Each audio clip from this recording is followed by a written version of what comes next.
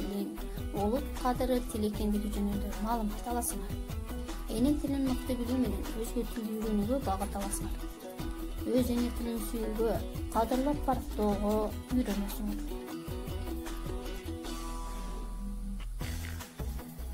Мамлекеттик тил күнү 1989 жылы 23 сентябрда Кыргыз СССРинин Жогорку Кеңеши Кыргызстандагы тил маселесине кайрылып, кыргыз тилин мамлекеттик тил деп жарыялаган.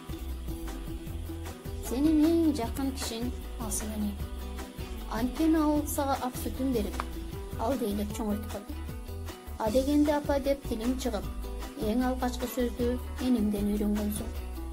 Эне тил эне сүтү менен кошо каныңа сиңген. Эне тилди жакшы билгениң энеңди жана элиңди сыйлаган.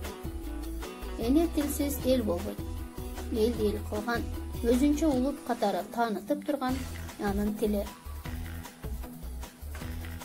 Ошондуктан сен сүйлөгөн тил эне тили деп аталат. Элдин тарыхы да, маданияты да, салт сана, үрп адаты, каада салты да, келечеги да эне тили менен байланыштуу. Элди түгөлүк эл кылып турган анын тили. Эне тил кандай жөнөкөй, кандай терең, кандай улуу сөз. Дал ушул сөз ар бирибиздин каныбызды ойнотуп, акылыбызды арыштатып турат.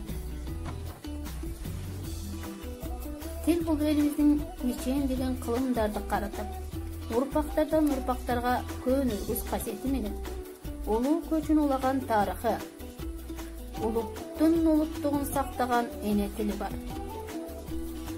Жыргагандын баары эле турмуш эмес, жылт эткендин баары эле жылдыз эмес.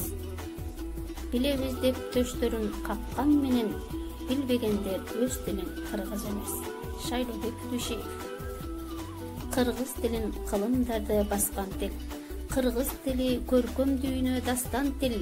Кыргыз тили бабам манас жашаган мезгилдеги зор тарыхты каткан тил.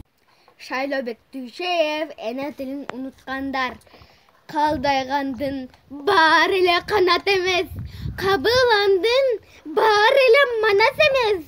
Калкын жанган, калкынын тилин жанган, кан болсо да кыргыздын баласы эмес. Эне тилим кыргыз тилим, энем атам сүйлөгөн, баалабаны ар бир сөзүн баала жактан үйрөнөм. Арна бага жан тилимди, алам окуп билимди, сүйлөп, ырдап, чомок айтып, сүйөм эне тилимди.